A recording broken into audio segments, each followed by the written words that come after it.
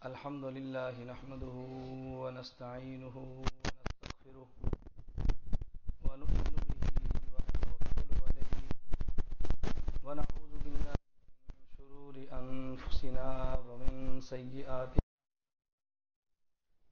من يهده الله فلا مضل له ومن يضلل فلا هادي له ونشهد أن لا إله إلا الله وحده لا شريك له ونشهد أن سيدنا ومولانا محمدا عبده ورسوله.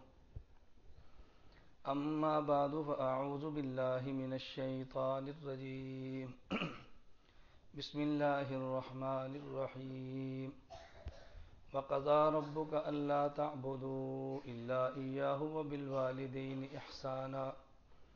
اللهم صل على محمد وعلى آل محمد كما صليت على إبراهيم وعلى آل إبراهيم إنك حميد مجيد. اللهم بارك على محمد وعلى آل محمد كما باركت على إبراهيم وعلى آل إبراهيم إنك حميد مجيد. پارہ نمبر 15 سورہ بنی اسرائیل کا تیسرا رکوع، اس کی پہلی آیت کریمہ کا ایک حصہ میں نے تلاوت کیا ہے. اس آیت کریمہ میں اللہ رب العزت نے بظاہر دو حکم ارشاد فرمائے ہیں. وَقَضَىٰ رَبُّكَ أَلَّا تَعْبُدُوا إِلَّا إِيَّاهُ وَبِالْوَالِدَيْنِ إِحْسَانًا. نمبر 1 سجدہ خدا کو کرو. نمبر 2 ادب، احسان اور شکریہ اپنے والدین کا کرو. اللہ رب العزت نے سجدے کو اپنی ذات کے لیے مختص فرمایا ہے. وَقَضَىٰ رَبُّكَ أَلَّا تَعْبُدُوا إِلَّا إِيَّاهُ. عبادت کا ترجمہ میں نے سجدہ کیا ہے، حالانکہ عبادت کا مفہوم بہت وسیع ہے. عبادت میں نماز بھی ہے، روزہ بھی ہے، حج بھی ہے، زکوٰۃ بھی ہے، جہاد بھی ہے، تلاوت بھی ہے، اقربا، رشتہ داروں، مسلمانوں اور دیگر انسانوں کے حقوق بھی ہیں. عبادت کا مفہوم بہت وسیع ہے، لیکن میں نے یہاں عبادت کا ترجمہ سجدہ کیا ہے. اس کی وجہ یہ ہے کہ عبادت نام ہے تواضع، خشوع، تذلل کا، عاجزی کا. عبادت کا معنی یہ ہے کہ انسان احکام خداوندی کے سامنے اپنی گردن کو جھکا دے. اللہ رب العزت جو بات فرمائے اس کو بندہ مان لے. جسے ہم اپنی زبان میں آسان لفظوں میں عبادت کہتے ہیں، علماء عموماً بعض وہ معاملات جو بندے کو سمجھ نہ آئیں اس کو امر تعبدی سے تعبیر فرماتے ہیں. امر تعبدی کا معنی یہ ہوتا ہے کہ یہ وہ حکم ہے جو غلام کو اس کے آقا نے دیا ہے، اور غلام اس بات کا پابند نہیں کہ آقا کی بات کو سمجھے، وہ اس بات کا پابند ہے کہ آقا کی بات پہ عمل کرے. آقا کے ذمہ یہ نہیں کہ اپنے غلام کو بات سمجھائے، اس کے ذمہ ہے کہ اپنے غلام کو بات بتائے. بات سمجھ آئے تو بھی اس کے ذمہ، نہ سمجھ آئے تو بھی اس کے ذمہ. اس کا نام ہے امر تعبدی، اور یہ شریعت کا اصول اور ضابطہ ہے کہ شریعت انسان کو عقل کی پابند نہیں کرتی بلکہ اللہ کے احکام کی پابند کرتی ہے. آج کے دور میں جہاں اور فتنے ہیں، اس میں ایک بہت بڑا فتنہ عقل پرستی کا ہے، بہت بڑا فتنہ مادہ پرستی کا ہے. لیکن عقل پرستی کا فتنہ یہ مادہ پرستی سے بھی بڑا ہوا ہے. عقل پرستی کا معنی یہ ہے کہ ہمیں یہ بات سمجھاؤ یہ شریعت کا حکم کیوں ہے، حالانکہ سمجھ آئے تو بھی عمل کرے، نہ سمجھ آئے تو بھی عمل کریں. میں اس کی ایک چھوٹی سی مثال دیتا ہوں. آج کے دور میں بہت سارے احباب وہ ہیں کہ جو کلمہ بھی پڑھتے ہیں، مسلمان بھی خود کو کہلواتے ہیں، اور شریعت کے بعض واضح احکام پر عمل نہیں کرتے، اور عمل کرتے ہوئے جھجک اور شرم محسوس کرتے ہیں. مثال کے طور پہ شلوار کو ٹخنوں سے اوپر رکھنا یہ واجب ہے، سنت نہیں، یہ واجب ہے۔ ہم کہتے ہیں شلوار کو ٹخنوں سے اوپر رکھنا مستحب اور سنت ہے، یہ واجب ہے۔ شلوار کو ٹخنوں سے نیچے کرنا یہ حرام ہے مردوں کے لیے، دو شرطوں کے ساتھ۔ Number 1 نازلاً، number 2 قائماً۔ نازلاً اور قائماً کا معنی کیا ہے کہ ایسا کپڑا جو مرد نے پہنا ہو اور اوپر سے نیچے آئے۔ مثلا آدمی جراب پہنتا ہے تو جراب اوپر سے نیچے نہیں، وہ نیچے سے اوپر جاتی ہے۔ وہ کپڑا جو آدمی پہنے اور اوپر سے نیچے آئے اسے کہتے ہیں نازلاً۔ نمبر 2 قائماً، آدمی کھڑا ہو۔ اگر آدمی کھڑا ہو اور ایسا کپڑا پہنا جو اوپر سے نیچے آئے، ایسے کپڑے کا ٹخنے سے نیچے کرنا حرام ہے۔ جراب پہنی ہو، یہ نیچے سے اوپر کپڑا جاتا ہے، یہ ٹخنے کو ڈھانپ لے، یہ حرام نہیں ہے۔ آدمی کھڑا نہ ہو، بیٹھا ہو یا لیٹا ہو اور شلوار آدمی کے ٹخنے کو ڈھانپ لے، یہ حرام نہیں ہے۔ تو شلوار کا ٹخنوں سے نیچے کرنا مرد کے لیے حرام اور ناجائز ہے۔ اور اگر دوران صلاۃ، نماز کے دوران شلوار کے دونوں پانچے ٹخنوں کے نیچے ہوں تو ایسی نماز واجب الاعادہ ہے۔ واجب الاعادہ کا معنی اس نماز کو لوٹانا واجب ہے، یہ بہت بڑا گناہ ہے۔ ہم عموماً اس کا خیال نہیں کرتے، بلکہ آج کے دور میں تو اللہ رب العزت حفاظت فرمائے ایک بالکل الٹا نظام چلا ہے۔ مردوں کی شلواریں ٹخنوں سے نیچے ہیں اور لڑکیوں کی شلواریں ٹخنوں سے اوپر ہیں۔ اور شاید آپ کے علم میں ہوگا کہ یہ جو بازار سے اور ٹیلر سے عورتیں کپڑے سلواتی ہیں اور یہ جو شلوار ٹخنوں سے اوپر کرتی ہیں، اس مستقل ڈیزائن اور فیشن کا نام ہی ملا کٹ، اس کا نام ہے مستقل۔ یہ جو مولویوں والا ڈیزائن ہے مجھے وہ بنا کے دو۔ اللہ رب العزت تمہاری حفاظت فرمائے۔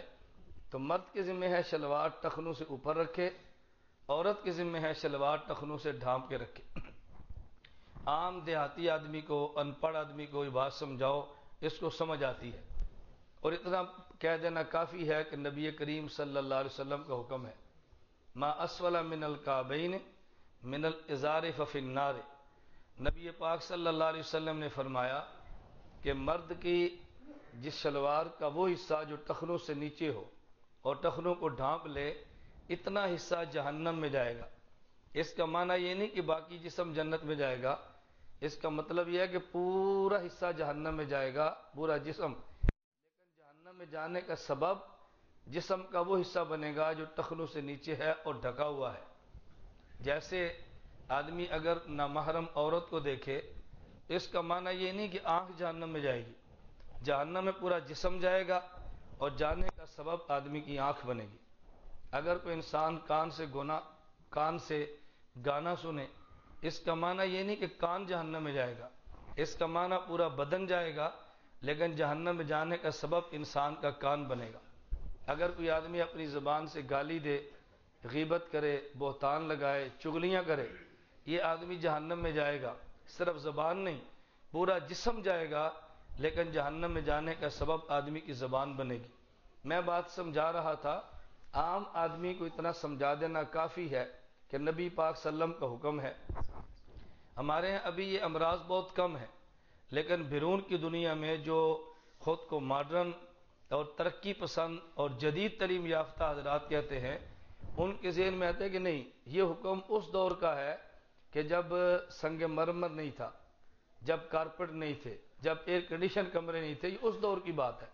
کیونکہ باہر مٹی ہوتی تھی، گرد و غبار ہوتا تھا، تامت اور شلوار ٹخنوں سے نیچے جاتی، اس سے آدمی کے جسم کے اوپر اس گرد و غبار کی وجہ سے اور جراثیم آتے جس سے بیماریاں پھیلتی۔ اب چونکہ ماحول نہیں ہے لہذا اب یہ جائز ہے۔ حالانکہ نبی کریم صلی اللہ علیہ وسلم نے اس کی وجہ جراثیم نے بیان فرمائی۔ میں گزارش کر دے، امر تعبدی ہے، ہماری عقل میں آئے ہم نے تب بھی ماننا ہے، ہماری عقل میں نہ آئے ہم نے تب بھی ماننا ہے، کیونکہ ہم نے کلمہ عقل کا نہیں پڑھا، ہم نے کلمہ نبی کریم صلی اللہ علیہ وسلم کا پڑھا ہے۔ بات یہاں سے چلی تھی، میں بات سمجھا رہا تھا کہ عبادت نام ہے تواضع، خشوع، تذلل، عاجزی، انکساری کا۔ آدمی جتنی بھی شریعت کی عبادات ادا کرتا ہے ان میں سب سے زیادہ عاجزی انسان کی نماز میں ہے۔ زکوٰۃ میں عاجزی موجود ہے، اگر آدمی کے اندر عاجزی نہ ہوتی اللہ سے ڈر کے زکوٰۃ کیوں دیتا؟ عاجزی ضرور ہے، لیکن اس میں غریب کو دولت دیتا ہے، آدمی کے ذہن میں آ سکتا ہے کہ میں نے اس کو پیسے دیے۔ حج کرنا اگرچہ عاجزی ہے، اگر عاجزی نہ ہوتی آدمی سوٹر پوٹر اپنے لباس کو چھوڑ کے محض 2 چادروں میں سر ننگا کر کے بیت اللہ کے کبھی چکر نہ لگاتا اور دیوانوں کی طرح وہاں پہ نہ گھومتا۔ عاجزی ضرور ہے، لیکن اس میں بھی آدمی کے ذہن میں آتا ہے کہ اس کے بعد دولت تھی، پیسہ تھا، دیکھو اتنا لمبا سفر کر کے آیا ہے۔ اور بھی دین کے جتنے معاملات آپ اس کو اسی طرح سمجھیں، لیکن جو عاجزی اللہ نے نماز میں رکھی ہے یہ دیگر عبادات میں نہیں۔ جتنا خشوع نماز میں ہے یہ دیگر عبادات کے اندر نہیں۔ میں اس کی صرف سمجھانے کے لیے ایک مثال دیتا ہوں تاکہ بات سمجھ آئے۔ نماز میں عاجزی کتنی ہے؟ آدمی دنیا میں عاجزی کا جو پہلو اختیار کرتا ہے، اگر کسی کو ذچ کرنا ہو، کسی کو ذلیل کرنا ہو، یا کسی بندے کو اپنے ماتحت اور تابع بنانا ہو، ان میں عموماً جملہ استعمال ہوتا ہے ہینڈز اپ، اپنے ہاتھ کھڑے کرو، تسلیم ہو جاؤ، گرفتاری پیش کرو۔ آدمی جب نماز میں آئے تو سب سے پہلے ہینڈز اپ کرتا ہے۔ ہینڈز اپ کا معنی اس نے خود کو خدا کے حوالے کر دیا ہے۔ اس کے بعد اگر دنیا میں کسی کو ہلکی سی بھی سزا دینی ہو کہتے ہیں کھڑے ہو جاؤ، یہ اللہ کے سامنے کھڑا ہے، کہ کان پکڑ لو، اللہ کے سامنے کانوں کو ہاتھ لگا رہا ہے، دیکھو ہینڈز اپ بھی کر لیے، کھڑا بھی ہو گیا، کانوں کو ہاتھ بھی لگا دیے۔ پھر کبھی عموماً مجرم یا ملزم کو بڑے کے سامنے پیش کریں تو کئی بار ہاتھ بندھے ہوتے ہیں، کہتے ہیں ہاتھ باندھ لو، یہ بندہ ہاتھ باندھ کے کھڑا ہے، کیا اوپر دیکھتے ہو، آنکھیں نیچے کری کو؟ آپ نے کبھی دیکھا کبھی ایس ایچ او تھانے دار بڑے کے سامنے کھڑا ہو، کہتا ہے اکھاں تاڑ تاڑ کے بہنا تلے کر، ابھی آنکھیں نیچے کر کے کھڑا ہے، آنکھیں جھکا کر کھڑا ہے، ہاتھ اس نے باندھے ہیں۔ اور پھر دنیا میں آدمی نے کسی کو مزید دلیل کرنا ہو، کہتے ہیں فلاں شخص کو میں نے گھٹنے ٹیکنے پر مجبور کر دیا تھا، انہیں میرے سامنے گوڈے ٹیک دیتے، یہ نماز میں کھڑا ہے اور گھٹنے ٹیک دیے، رکوع میں ہے، اللہ کے سامنے کھڑا ہے۔ جب آدمی اپنے ہاتھ بھی اوپر کر لے، کانوں کو ہاتھ لگا لے، ہاتھ باندھ کے کھڑا ہو اور اپنی نگاہ نیچے کھڑی ہو، پھر رکوع میں جائے، اللہ رب العزت خوش ہو کے بندے کو فرماتے ہیں ہم نے تیری اس عارضی کو قبول کیا ہے، اپنی زبان سے کھڑے ہو کے تو اعلان کر دے۔ پھر بندہ کھڑے ہو کے اعلان کرتا ہے سمیع اللہ لمن حمدہ۔ سمیع اللہ لمن حمدہ کا معنی یہ لفظی ترجمہ نہیں ہے کہ اللہ نے سن لیا اس کو جس نے خدا کی حمد کی ہے۔ سمیع اللہ کا معنی یہ ہے اللہ نے قبول کر لیا اس بندے کی بات کو کہ جس نے خدا کی تعریف کی ہے۔ جس طرح ہماری زبان میں سننے کا معنی قبول کرنا ہوتا ہے، عربی زبان میں بھی سننے کا معنی قبول کرنا ہوتا ہے۔ عربی زبان میں بھی سمع کا معنی قبول کرنا ہے۔ جیسے 100 آدمی ملازمت میں بھرتی ہونے کے لیے درخواستیں دے اور پھر 100 آدمی انٹرویو بھی دے، ان میں سے 3 آدمی انٹرویو میں کامیاب ہو جائیں، ان کی ملازمت لگ جائے، تو محلے کے لوگ، برادری اور رشتہ دار اس کے والدین کو مبارک دیتے ہیں کہ مبارک ہو تمہارے بیٹے کی سنی گئی ہے، اس کو ملازمت ملی ہے۔ حالانکہ 100 بندے نے انٹرویو دیا، انٹرویو تو 100 کا سنا گیا ہے، لیکن ان 97 کو کوئی نہیں کہتا تمہاری سنی گئی، 3 کو کہتے ہیں کہ تمہاری سنی گئی ہے۔ سنی گئی کا مطلب یہ ہے کہ تم نے انٹرویو دیا تھا اور تمہارے انٹرویو کو قبول کر لیا گیا ہے۔ تو سمع کا معنی ہے قبول کرنا۔ بندہ اپنی زبان سے کہتا ہے اے اللہ جو تو میں نے حمد بیان کی تو نے قبول کی ہے، پھر اس پہ بندہ خوشی کا اظہار کرتا ہے میں نالائق تھا، خدا نے کرم کیا، میں نجاست کا لوتھڑا تھا، خدا نے مجھے پاک فرمایا۔ میرے اب بھی دیکھو ہم مسجد میں ہیں، ہمارے معدے میں دیکھو، مثانے میں دیکھو، اپنے پیٹ میں دیکھو کتنی غلاظت بھری پڑی ہے، لیکن وضو کیا، اللہ فرمائے ہم نے تمہیں پاک کر دیا ہے۔ گناہوں میں آلودہ ہو کر مسجد میں آیا اور صرف دل ہی دل میں کہا اللہ میں نے جرم کیا آئندہ نہیں کروں گا، اللہ فرمائے کہ ہم نے تمہیں معاف کر دیا ہے۔ وضو کیا، ظاہری بدن بھی پاک ہے، اگر اسی انسان نے اپنے دل میں خدا کو کہہ دیا آئندہ گناہ نہیں کروں گا، آدمی باطنی، روحانی اور مانوی طور پر بھی اللہ اس کو پاک فرما دیتے ہیں۔ اب بندہ سجدے میں گر کے اللہ کا شکر ادا کرتا ہے سبحان ربی العالی، سبحان ربی العالی، سبحان ربی العالی، اے اللہ میرے اللہ تو بہت پاک ہے، تو بہت پاک ہے۔ میں اس میں نقطہ عرض کیا کرتا ہوں کہ دیکھو سبحان ربی کہتا ہے، اے میرے اللہ تو پاک ہے، لیکن آدمی نماز کے باہر سبحان ربی الاعلیٰ نہیں کہتا، سبحان ربی العظیم نہیں کہتا، سبحان اللہ سبحان اللہ سبحان اللہ۔ ان دونوں میں فرق کیا ہے کہ نماز کے بعد تو بندہ سبحان اللہ کہتا ہے اور نماز میں سبحان ربی کہتا ہے، میرے اللہ تو پاک ہے، اور نماز کے باہر کہتا ہے اللہ پاک ہے، یہ نہیں کہتا کہ میرا اللہ تو پاک ہے۔ نماز میں اس نے میرے اللہ میرے اللہ میرے اللہ یہ جملہ کیوں کہتا ہے؟ اس کو بات کو یوں سمجھیں، آپ بازار سے نکلے ہیں، ایک بہت بڑی اچھی کوٹھی پر آپ کی نظر پڑی ہے، بہت بڑا اچھا خوبصورت مکان دیکھا ہے، تو بندہ مکان دیکھ کر فوراً کہتا ہے ماشاء اللہ سبحان اللہ کتنا خوبصورت مکان ہے۔ اگر باہر گاڑی دیکھی کسی کی قیمتی گاڑی ہے، کہتا ہے سبحان اللہ کتنی اچھی گاڑی ہے، یہ نہیں کہتا سبحان ربی العظیم کتنی اچھی گاڑی ہے۔ کیوں؟ جب اس نے مکان دے کر کہا سبحان اللہ، اس کا مطلب یہ نہیں تھا کہ مجھے گاڑی چاہیے، اس کا معنی یہ نہیں تھا کہ یہ مکان مجھے چاہیے، لیکن جب آدمی نماز میں ہو تو پھر سبحان ربی کہتا ہے، کیونکہ یہ بندہ گناہوں میں آلودہ تھا، یہ مسجد میں اور نماز میں آیا خود کو پاک کرنے کے لیے، تو جب کوئی چیز لینی ہو پھر بندہ مال والے کی نسبت اپنی طرف کرتا ہے۔ میں اس کو سمجھانے کے لیے کہتا ہوں، ایک غریب آدمی ہے، وہ کسی بڑے کے پاس جائے اور وہاں جا کر دیکھے کہ اس کے پاس ہزاروں من گندم پڑی ہے اور یہ گندم لینا چاہتا ہے، تو وہاں یہ نہیں کہتا کہ ماشاءاللہ آپ کے پاس گندم بہت ہے، یہ جملہ یوں کہتا ہے کہ ماشاءاللہ ہمارے سرداروں کے پاس بہت گندم ہے، ہمارے سرداروں کے سوا بہت فلاں چیز ہوئی ہے۔ کیوں؟ چونکہ اس نے گندم لینی ہے، کہتے ہیں ہمارے سردار کی بہت چیزیں ہیں، ہمارے فلاں کی بڑی چیزیں ہیں۔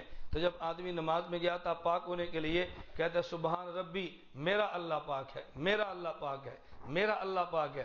چونکہ اس نے پاکیزگی لینی تھی اب سبحان ربی کہتا ہے، اور باہر گاڑی دیکھ کر وہ لینی نہیں تھی ماں سبحان اللہ کہتا ہے، تو سجدے میں گر کر کہتا ہے سبحان ربی الاعلیٰ سبحان ربی الاعلیٰ۔ اپنے ناک کو بھی زمین پہ رکھا، اپنی پیشانی کو بھی زمین پہ رکھا، اب اللہ کی پاکی کا اعلان کرتا ہے۔ آدمی کھڑا ہوا یہ بھی عارضی ہے، ہاتھ باندھے یہ بھی عارضی ہے، رکوع میں چلا گیا یہ بھی عارضی ہے، لیکن عارضی کا سب سے آخری درجہ کون سا ہے؟ کہتے ہیں فلاں بندے کو میں نے ناک رگڑنے پہ مجبور کر دیا ہے، جسے اپنی زبان میں کہتے ہیں میں اس دیا نک دیا لکیراں کٹا دیتی ہیں، یہ آخری درجہ تھا۔ بندہ اپنے ناک کو زمین پر رگڑ کے کہتا ہے سبحان ربی الاعلیٰ سبحان ربی الاعلیٰ۔ اللہ اس کے اوپر تو کوئی مقام ہی نہیں ہے، میں اس سے زیادہ عارضی کیا کرتا؟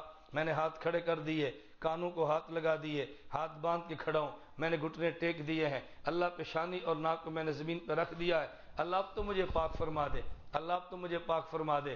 اللہ جب اس کی پاکی کا اعلان کرتے ہیں تو بندہ دل ہی دل میں یہ سوچتا ہے اے کاش زمین پھٹتی اور میں اور نیچے جاتا، اور نیچے جا کر پھر کہتا سبحان ربی الاعلیٰ۔ خدا کی طرف سے جواب یہ ملتا ہے اور نیچے تو نہیں جا سکتا، تو نے ایک رکعت میں قیام ایک کیا ہے، رکوع ایک کیا ہے، لیکن سجدے دو کیے ہیں۔ یہ دوسرا سجدہ کیوں ہے؟ کہ بندے کے دل میں تھا میں اور نیچے جاتا، اللہ فرماتے ہیں اور نیچے نہیں جا سکتا تو ایک مرتبہ اور چلا جا، جو اور نیچے نہیں جا سکتا ایک مرتبہ اور چلا جا۔ یہ دوسرا سجدہ کرنا گویا کہ اور نیچے جو بندہ جانا چاہتا تھا اس کی تمنا کو خدا نے پورا فرمایا۔ تو سب سے اعلیٰ درجہ عبادت کا وہ اللہ کے سامنے جھک کے سجدہ، خدا کے سامنے اپنی پیشانی کو ٹیک کر سجدہ کرنا ہے۔ آپ مسجد کو دیکھیں، اس مسجد میں کتنے شرعی اعمال ہوتے ہیں، اس میں نماز بھی ہے، اس میں تلاوت بھی ہے، اس میں اذان بھی ہے، اقامت بھی ہے، جمعہ بھی ہے، بچوں کو پڑھانے کا عمل بھی ہے، اگر تبلیغی جماعت ہے تو گشت، اور کتنے اعمال ہوتے ہوں گے لیکن اس کو کیا کہتے ہیں؟ مسجد۔ مسجد کا معنی کیا ہے؟ اس میں سب سے اہم عبادت وہ خدا کے سامنے اپنی پیشانی اور ناک کو ٹیک کے سجدہ کرنے والی عبادت ہے۔ تمام عبادات میں اعلیٰ چونکہ سجدہ ہے، اللہ اس جگہ کی نسبت ہی سجدے کی طرف کر کے فرماتے ہیں ان المساجد للہ، یہ جگہ مسجد ہے۔ اس کا معنی یہ تھا کہ جب آدمی مسجد میں آئے اپنا ناک زمین پہ رکھ دیا، اپنی پیشانی زمین پہ رکھ دی ہے، اب یہاں آ کر تو بندے کو اپنے اختلاف بھلا دینے چاہیے، یہاں آ کر تو بندے کو اپنا بڑا پن ختم کر دینا چاہیے، مسجد میں آنے کے بعد بندے کو سیاسی معاملات بالکل بالائے طاق رکھ دینے چاہیے، تبھی مسجد کا تقدس بحال ہوتا ہے۔ مسجد کا تقدس مجروح کب ہوتا ہے؟ جو بندہ سمجھتا ہے میں باہر چودھری ہوں، وہ کہتا ہے مسجد کے اندر بھی میں چودھری ہوں، وہ کہتا ہے میں باہر سیاستدان ہوں، میں مسجد کے اندر بھی سیاستدان ہوں۔ اللہ نے مسجد کے ماحول کو بالکل برابر کھڑا کر دیا ہے، MP ہو, MNA ہو, ملک کا وزیر اعظم اور صدر ہو, دنیا میں کہیں آپ نہیں دیکھیں گے کہ مسجد میں نماز میں اس کو پروٹوکول ملے, امام مصلی پر ہوگا, باقی سب برابر کھڑے ہوں گے. فرمایا وَأَنَّ الْمَسَاجِدَ لِلَّهِ, دیکھو مسجد اللہ کے لیے ہے, یہ تواضع کا آخری درجہ ہے. میں بات صرف یہ سمجھا رہا تھا, فَقَضَىٰ رَبُّكَ أَلَّا تَعْبُدُوا إِلَّا إِيَّاهُ, خدا نے حکم دیا ہے کہ سجدہ صرف اللہ کی ذات کو کرنا ہے, خدا کی ذات کے علاوہ کائنات میں کسی کو سجدہ کرنے کی کوئی گنجائش موجود نہیں. حضور اکرم صلی اللہ علیہ وسلم کی خدمت مبارکہ میں صحابہ کرام رضی اللہ عنہم اجمعین حاضر ہوئے اور حضور سے ایک درخواست پیش کی. وہ درخواست کیا تھی؟ کہ یا رسول اللہ, ہم عجم میں گئے ہیں, ایران میں گئے ہیں, عرب سے باہر ملکوں میں گئے ہیں, اور ہم نے وہاں پر ماحول یہ دیکھا ہے کہ بادشاہ تخت پہ بیٹھا ہوتا ہے, اس کی رعایا کو اس کو سجدے کرتی ہے, پھر بادشاہ سے ملتی ہے. حضور اس کائنات میں اللہ کے بعد آپ سے بڑا کون ہوگا؟ ان کو سجدہ کرتے ہیں, ہمیں آپ اجازت دیں ہم آپ کو سجدہ کریں, آپ سے بڑا کون ہے؟ نبی کریم صلی اللہ علیہ وسلم نے عجیب جملہ ارشاد فرمایا. فرمایا میرے صحابہ یہ بات تم کان کھول کے سنو, اللہ کی ذات کے علاوہ سجدہ کسی کو جائز نہیں. اگر خدا کی ذات کے علاوہ کسی کو سجدہ جائز ہوتا تو میں عورت کو حکم دیتا وہ اپنے خامند کو سجدہ کرے, اگر اس کو وہ سجدہ نہیں کر سکتی تو میں محمد کسی کو سجدے کی اجازت نہیں دے سکتا. امیر شریعت سید عطا اللہ شاہ بخاری رحمۃ اللہ علیہ, پوری دنیا ان کو جانتی ہے, جو ختم نبوت کے عنوان کو خصوصاً سمجھتا ہے وہ امیر شریعت عطا اللہ شاہ بخاری کے نام سے ضرور واقف ہے. امیر شریعت عطا اللہ شاہ بخاری رحمۃ اللہ علیہ بہت بڑے عالم تھے, بہت بڑے خطیب تھے, اور ختم نبوت کے وکیل تھے. امیر شریعت اور اس سے بڑھ کر حضور اکرم صلی اللہ علیہ وسلم کی پاک اولاد میں سے تھے, سید اور سید زادے تھے.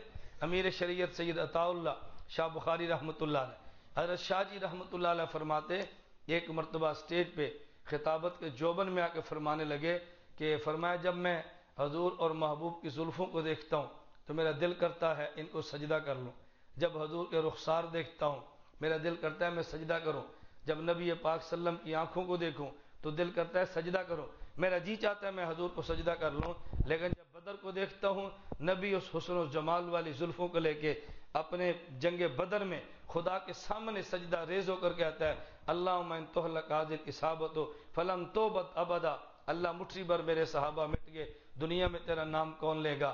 تو میں نے فوراً کہا تا اللہ اسی کو سجدہ کر جسی کو حسن و جمال والی زلفوں والا سجدے کرتا ہے. مجھے حضور کے جنگ بدر کے سجدوں نے بتا دیا کہ پیغمبر کی ذات کو بھی سجدہ کرنا جائز نہیں. اگر گنجائش ہوتی تو میں عطا اللہ پیغمبر کی ذات کو سجدے کر لیتا, لیکن اس کے علاوہ خدا کی ذات کے علاوہ میں کسی کو سجدہ نہیں کرتا. وَقَضَىٰ رَبُّكَ أَلَّا تَعْبُدُوا إِلَّا إِيَّاهُ وَبِالْوَالِدَيْنِ إِحْسَانًا, فرمایا کہ سجدہ ایک خدا کی ذات کو کرنا ہے, اللہ کی ذات کے علاوہ کسی اور کو سجدہ کرنا جائز نہیں. لیکن سجدے کا معنی ہرگز یہ نہیں ہے کہ بندہ اللہ کے علاوہ کسی اور کو سجدہ تو نہ کرے لیکن کسی اور کے نام کی نظر مانے, کسی اور کے نام کی نیاز مانے, کسی اور کے نام کی منتیں مانگے. جس طرح اللہ کی ذات کے علاوہ کسی اور کو سجدہ کرنا حرام ہے, اسی طرح اللہ کی ذات کے علاوہ کسی اور کی نظر اور نیاز اور منت مانگنا بھی حرام ہے.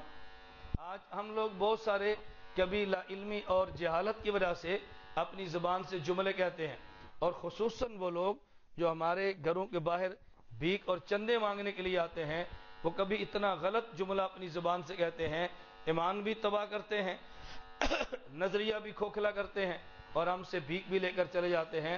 وہ نعرہ لگائیں گے نظر اللہ نیاز حسین, نظر اللہ نیاز حسین. یہ بات دین نشین فرما لیں, جس طرح نظر اللہ کے نام پر ہے نیاز بھی اللہ کے نام پر ہے. اللہ کی ذات کے علاوہ اگر نظر حرام ہے تو اللہ کی ذات کے علاوہ کسی اور کے نام کی نیاز بھی حرام. اور کوئی بندہ جو آپ کے گھر کے باہر یہ نعرہ لگائے اس بندے کو 1 روپیہ دینا بھی حرام ہے, اس بندے کو چندے کا 1 دانہ دینا بھی حرام ہے. اگر اس کو کچھ دیا قیامت کے دن اللہ پوچھے گا غلط عقیدے کی تبلیغ کرنے والوں کو تم نے فنڈ اور چندہ کیوں دیا ہے. اور ایک بات یہ ذہن نشین فرمائیں, ہمارے ہاں عموماً یہ جو بیکاری قسم کے لوگ بازاروں میں گھومتے ہیں, بیکاری قسم ہم سمجھتے ہیں یہ ملنگ ہے, اس نے چمٹا پکڑا ہے, اس نے لٹیں باندھی ہیں, اس نے سبز رنگ کے کپڑے پہنے, یہ ملنگ ہے. یہ عام ملنگ نہیں ہے, باقاعدہ ان کی تربیت دی جاتی ہے, باقاعدہ ان کو ڈیرے پہ سمجھایا جاتا ہے کہ تم جاؤ اور فلاں فلاں علاقوں میں فنڈ مانگو. میں بلکہ سمجھانے کے لیے کہتا ہوں کہ جس طرح رائے ونڈ میں تبلیغی جماعت کو علاقوں کا رخ دیتے ہیں نا کہ اس جماعت نے کس گاؤں میں جانا ہے, کس بازار میں جانا ہے, کس مسجد میں جانا ہے, بالکل اسی طرح ان بد عقیدہ لوگوں کو باقاعدہ رخ دے کر بھیجا جاتا ہے کہ تم فلاں فلاں علاقے میں جاؤ, ان جگہوں سے بھیک بھی مانگیں گے اور واپس جا کر اپنے ہیڈ کوارٹر میں چندے جمع بھی کرائیں گے, ایک جملہ دیں گے جو پوری دنیا میں پھیلایا جائے گا. آخر وجہ کیا ہے؟ ہر بھیک مانگنے والا بندہ ایک ہی جملہ کہتا ہے, نظر اللہ نیاز حسین ایک ہی جملہ کہتا ہے. اگر وہ خود کہتا چلو ایک بندہ ایک جملہ کہتا, دوسرا جملہ کہتا, یہ سارے بندے ایک ہی جملہ کیوں کہتے ہیں؟ یہ منصوبہ بندی اور پلان کے ساتھ مسلمان کے ایمان کو برباد کرنے کے لیے ایسے جملے دیے جاتے ہیں. جیسے آپ دیکھ لیں, بند ہی کر دو, جیسے آپ دیکھیں اور سنیں عموماً بہت سارے جملے ہم مسلمان نبی پاک صلی اللہ علیہ وسلم کو بھی مانتے ہیں, صحابہ کرام رضی اللہ عنہ مجمعین کو بھی مانتے ہیں, اہل بیت رضی اللہ عنہ مجمعین کو بھی مانتے ہیں, اور اولیاء کرام کو بھی مانتے ہیں.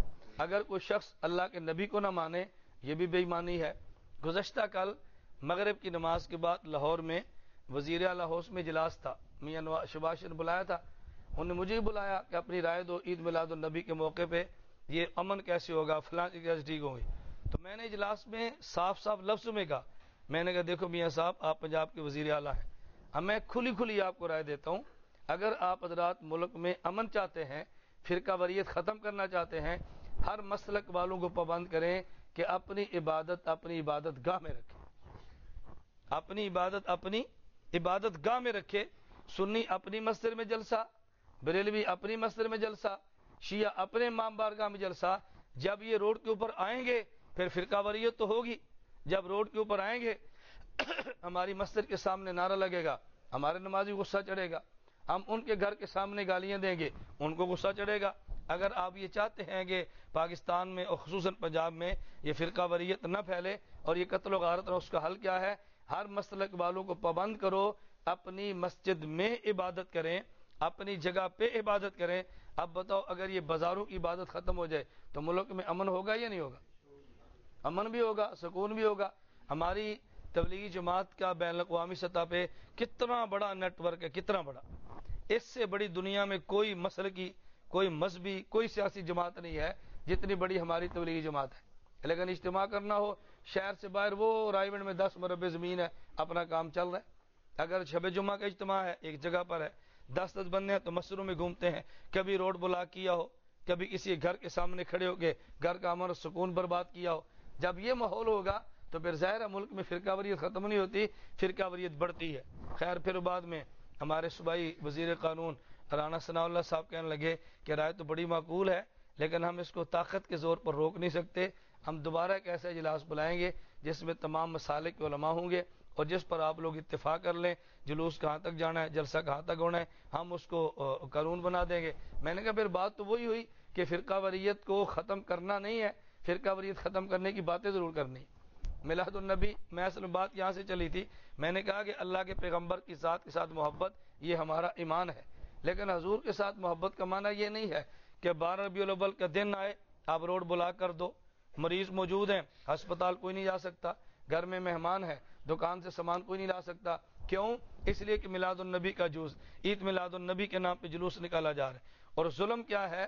عید میلاد النبی صلی اللہ علیہ وسلم کے موقع پہ اب لوگوں نے مستقل نمازیں شروع کی. پہلے عید الفطر کی نماز ہوتی تھی, عید الاضحیٰ کی نماز ہوتی تھی, اب عید میلاد النبی نام کے نمازیں شروع ہو گئی. کہتے ہیں جی عید ہے اور تیسری نماز ہے, الیاذ باللہ الیاذ باللہ. بتاؤ کتنا بڑا جرم ہے کہ جو کام اللہ کے نبی نے نہیں فرمایا, جو کام صحابہ کرام نے نہیں فرمایا, اور جو کام دنیا میں کسی نے نہیں کیا وہ کام ہم نے شروع کر دیا. مجھے ایک شخص کہنے لگا کہ جی عید میلاد النبی کے موقع پر خوشیاں منانا اللہ کی سنت ہے. ذرا دلیل سمجھیں, عوام کو گمراہ کیسے کرتے ہیں.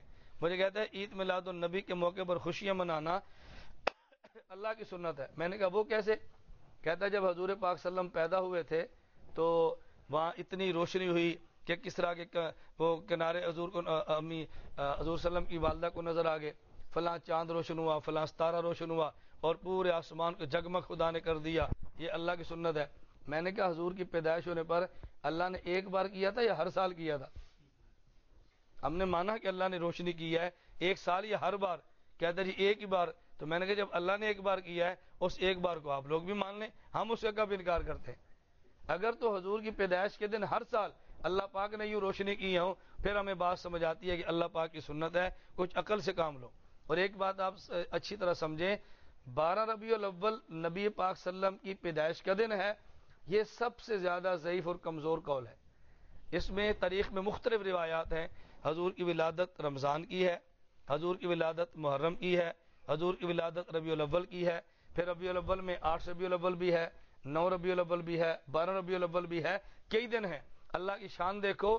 اور نبی پاک صلی اللہ علیہ وسلم کی وفات پہ پوری دنیا متفق ہے کہ 12 ربیع الاول ہے. حضور کی وفات کب ہے؟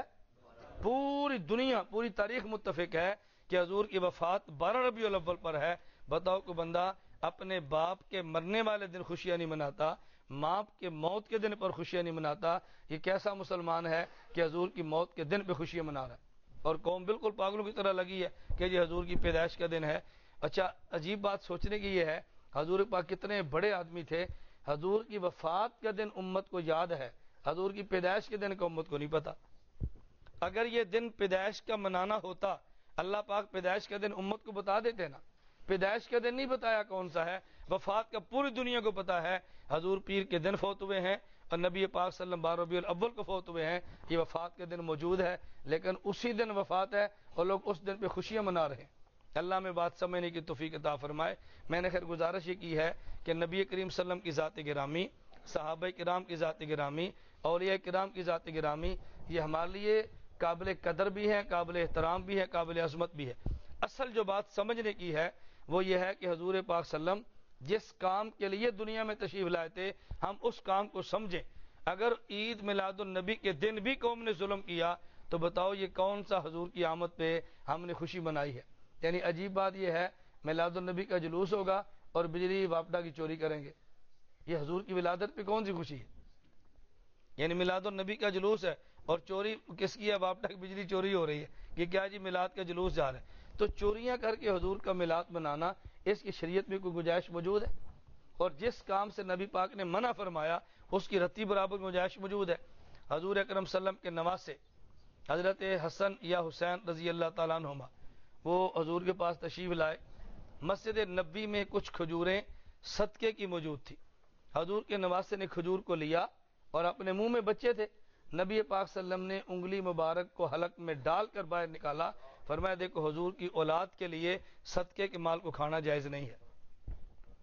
جو کام جائز نہیں تھا نبی کریم صلی اللہ علیہ وسلم نے کتنا اہتمام فرمایا, کتنا اہتمام فرمایا. ہم عجیب لوگ ہیں. میں گزارش کرتا ہوں اگر نبی پاک صلی اللہ علیہ وسلم کے ساتھ سچا عشق ہے, سچی محبت ہے, ہم آج یہ طے کریں اللہ کے نبی کی سنت کو زندہ کریں گے, خوشیوں میں بھی زندہ کریں گے اور غمی پر بھی زندہ کریں گے. اور میں جو جملے بار بار کہتا ہوں تاکہ اللہ کرے ہمارے دل میں اتر جائے, خوشیوں کا موقع سب سے بڑا وہ نکاح ہوتا ہے اور غمی کا سب سے بڑا موقع وہ وفات ہوتی ہے. ہم مسلمان وفات کے موقع پر بھی نبی کی سنت کو چھوڑ دیتے ہیں, برادری کو نہیں چھوڑتے, اور نکاح خوشی کے موقع پر بھی اللہ کے نبی کی سنت کو چھوڑ دیتے ہیں اور برادری کو نہیں چھوڑتے. حالانکہ ہمیں چاہیے مرنے اور جینے کے موقع پہ حضور اکرم صلی اللہ علیہ وسلم کی مبارک سنت کو زندہ کریں. اللہ ہم سب کو نبی پاک صلی اللہ علیہ وسلم کی سنتوں پر اہتمام کرنے کی توفیق عطا فرمائے.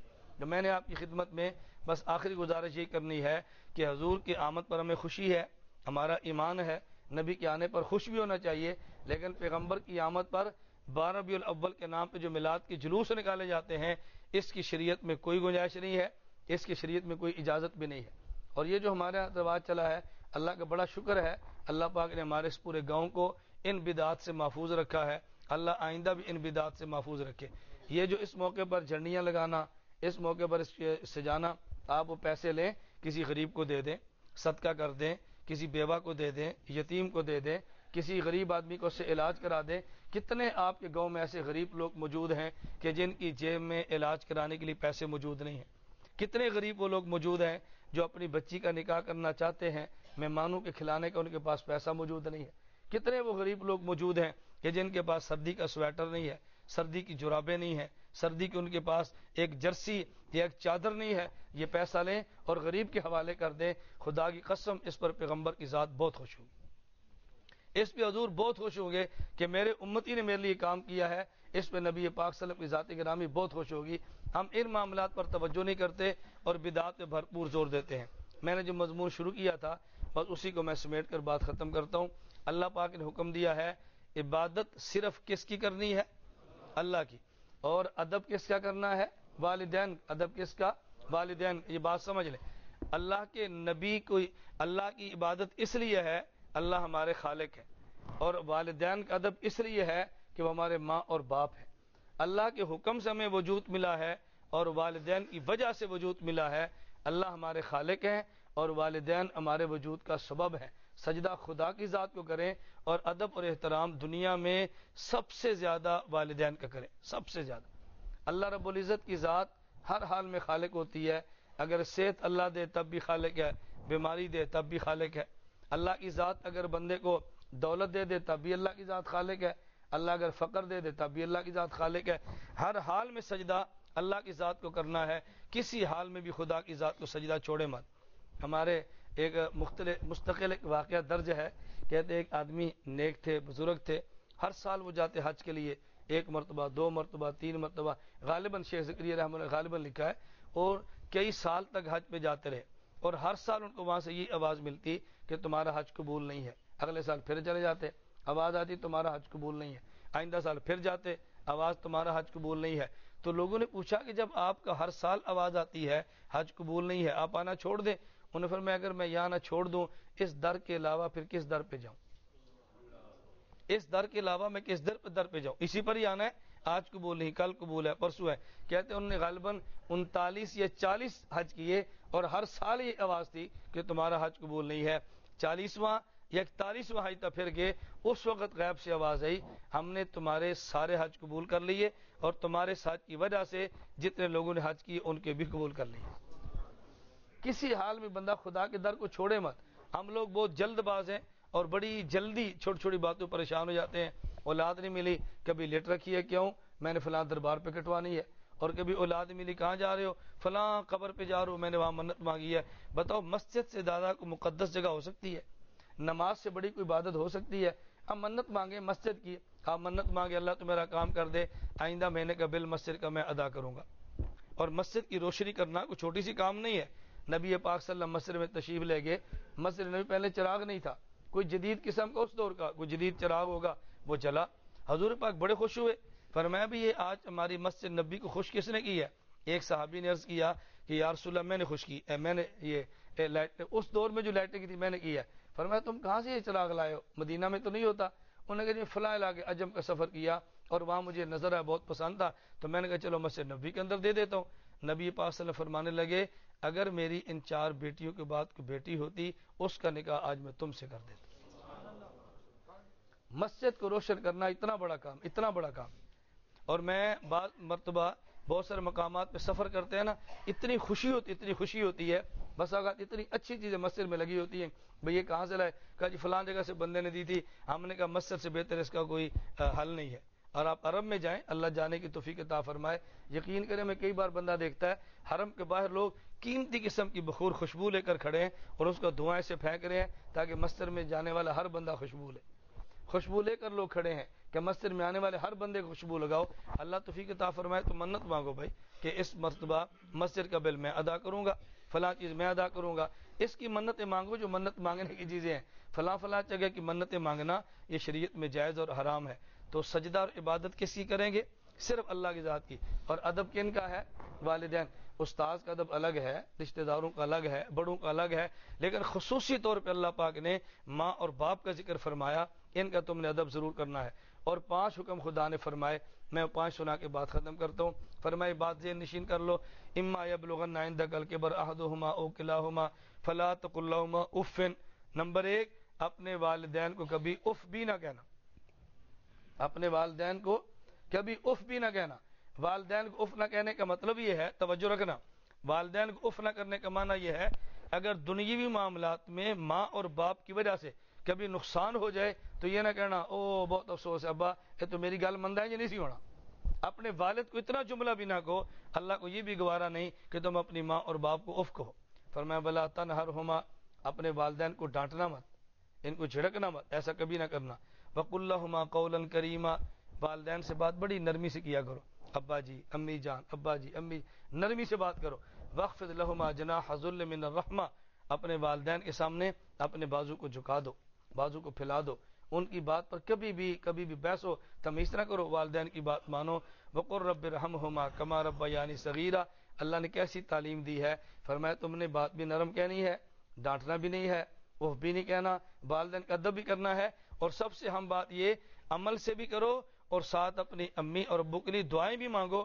رب ارحمہما کما ربیانی صغیرا، اے اللہ جب میں چھوٹا سا تھا میرے والدین نے تربیت کی ہے، اب یہ بوڑھے ہو گئے ہیں اور بوڑھا بچوں کی طرح ہوتا ہے، میرے اللہ بن کا تو خیال فرمانا، یا اللہ ان کا اب میرا ان نے خیال کیا تھا تو ان کا خیال کرنا، اللہ میں بات سمجھنے کی توفیق عطا فرمائے۔ ہمارے شیخ حضرت حکیم محمد اختر دامت برکاتہم کراچی والے، اللہ ان کی عمر میں برکت عطا فرمائے، حضرت نے ایک واقعہ بہت عجیب سنایا۔ فرمان لگے کہ ہندو تھا اور مالدار تھا، دکان تھی اس کی، ہندو تھا، تو وہ جیسے مطلب بہت مستقبل ذہن میں رہ کے کچھ کام کرتے ہیں، کہتے اس کو چھوٹا بیٹا تھا، تو اس نے کوا اڑا، اپنے باپ سے پوچھا کیا ہے، اس نے منشی سے کہا لکھو، لکھتے جاؤ۔ اس نے پھر پوچھا بھائی کیا ہے، اس نے کہا کوا ہے، پھر پوچھا کیا، کہا جی ابا کوا ہے۔ 100 مرتبہ بچے نے پوچھا، اور ہندو نے منشی سے کہا یہ جتنی بار پوچھے نا لکھتے جانا، لکھتے بھی جانا اور بتاتے بھی جانا۔ کہتے ہیں وہ جب ایک وقت آیا، اس نے تو مستقبل کی منصوبہ بندی کی تھی، وہ بوڑھا ہوا تو بوڑھے اس نے ابے ایک مرتبہ بیٹے سے کہا کہ بیٹا یہ بازار میں پتہ کرو اس چیز کا بھاؤ کتنا ہے، اس نے بتایا۔ پھر تھوڑی دیر بعد کہا اس کا بھاؤ پوچھو ذرا کتنا ہے، اس نے پھر بتا دیا۔ تیسری بار پھر پوچھا اس کا بھاؤ بتاؤ، تو لڑکا تنگ آ کر ابے سے کہنے لگا 2 بار بتا دیا، اب تجھے کتنی بار بتاؤں۔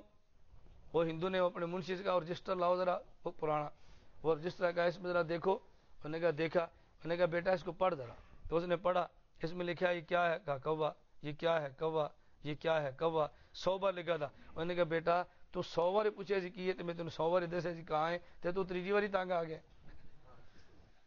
تو نے بچپن میں 100 بار کہا تھا کوا ہے اور میں بتاتا رہا، اور میں نے 2 بار پوچھا تو تنگ آ گیا۔ اب بتاؤ ایسے ہوتا ہے کہ نہیں ہوتا؟ اب جو جن کی اولاد نہیں ہے نا، یہ بات ان کو سمجھ نہیں آتی، جن کی اولاد ہے ان سے پوچھو، پوری رات ماں پوری رات جاگتی ہے، تھوڑی دیر سوئی بچہ پھر رو پڑا، پھر جاگی پھر رو پڑا، پھر جاگی پھر رو پڑا، پوری رات ماں جاگتی ہے۔ اب بتاؤ جب یہ ماں اور باپ بوڑھا ہو، اس کے لیے 2 راتیں جاگنی پڑے تو کون سی قیامت آ جاتی ہے؟ اللہ ہم سب کو اللہ کی عبادت کرنے کی توفیق عطا فرمائے، اور والدین کا ادب کرنے کی توفیق عطا فرمائے۔